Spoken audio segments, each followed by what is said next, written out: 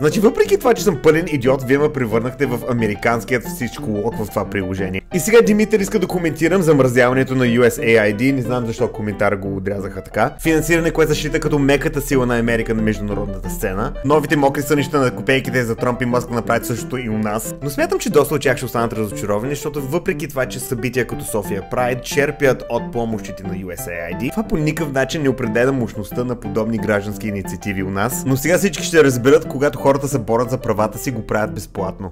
Естествено, като американското посолство им предлагало пари, са ги взимали. Все още си чакам парите от Джордж Сорос, не знам какво става. Те доста бързо се раздвижиха, вече махат буквите от сградата. Единствено нещо прекъсването на тези средства ще направи, че просто ще намали американското влияние в света. То у нас табелите по институциите са все още от соц време. Когато се говори за такива огромни бюджети, естествено, че ще има несправедливо изхарчени средства. И сега преди да нахулите коментарите по тази тема, както се ви повтарям, трябва да се внимава с източниците на информация, защото този слух, че агенцията е изхарчила 600 милиона по суши, също и това, че са харчили 230 хиляди на хартийни чаши, е излезъл от фейк пародичен акаунт, ето го дори го пише. Само ви трябва елементарна медийна грамотност, бе хора. Ама разбирам откъде ви идва объркването, защото дори и истинския Илон Мъск редовно публикува фейк нюз. И относно агенциите, които Мъск решава да атакува, забелязвам закономерност тук. Всички са федерални агенции, които го разследват за някакъв вид корупция. Излъгал е, че редица холивудски звезди са били платени да се срещат с Зеленски, и това е всичко на фона на разследване от тази агенция за прекъсването на Старлинг връзката в ключови моменти във войната в Украйна.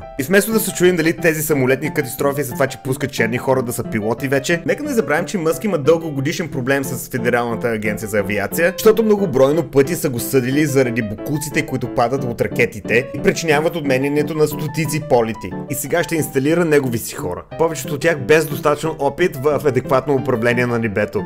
За мен най-ироничното е всичко, от което хората се страхуват, че Джордж Сорос прави. Това са едно към едно нещата, които прави Мъск. И не знам какъв му е проблема с Министерството им по образование, но скоро и нахулиха и там. Но може би всяко зло за добро. Все пак и аз съм минал през всяката образователна система и виж какъв кръг стана от мен.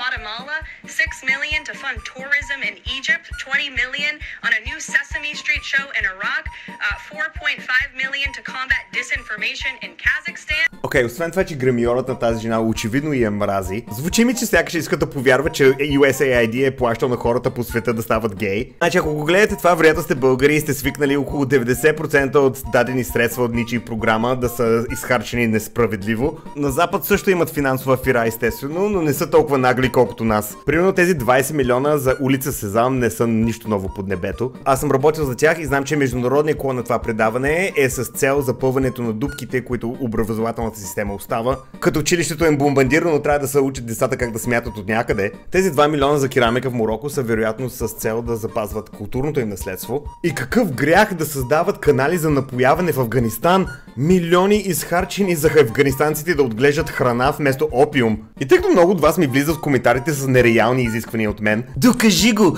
Покажи ми къде го пише! Хайде, образовай ме! Само да ви напомня, аз ги правя тези клипчета за моя лична забава, но ако имате нужда от частни уроци по медийна грамотност, взимам 40 лева на час. Но сега ще ви науча на нещо for free. За проверка как американското правителство си харчи парите, може да отидете до usaspending.gov. Още на първа страница се вижда колко ги харчат на енергия, земеделие, военните, изненадани няма. И айде сега тук Explore the data, shall we, recipients. Направо тук ще въведа България, да видим какво излиза. Номер 1, най-голямата сума, $700 000, отива за Америка за България. Изненадване няма. А те пари дори не са от USAID и са общо за образователни програми. Асоциацията на журналистите. Я да видим колко са получили. $50 000. Много по-малко от тези 300 милиона, за което ми говорят. Това са били за дипломатични програми. Окей, тук Американски университет в България, Нов български университет, колко са получили те? $30 000. Това също са били за обучение за отбрана. Тук има някаква младежка организация. Я да видим колко са получили те. $24 000.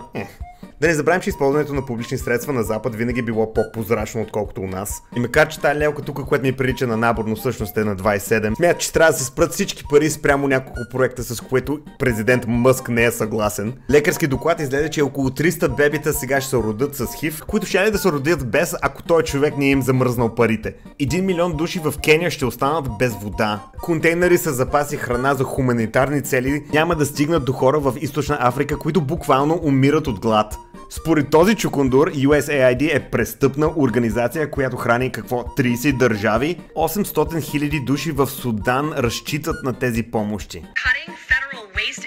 Но ако ще говорим за излишно изхарчени средства, днес излезе новина, че самия Мъск е изхарчил 40 милиона за реклами по време на футболен матч, което да обяснява как хуманитарната помощ към държави от третия свят е излишно харчене на средства. Много ясно, че света не тръгва на добре, но единственото, което би трябвало да си запазим като парите изчезнат, е човечността.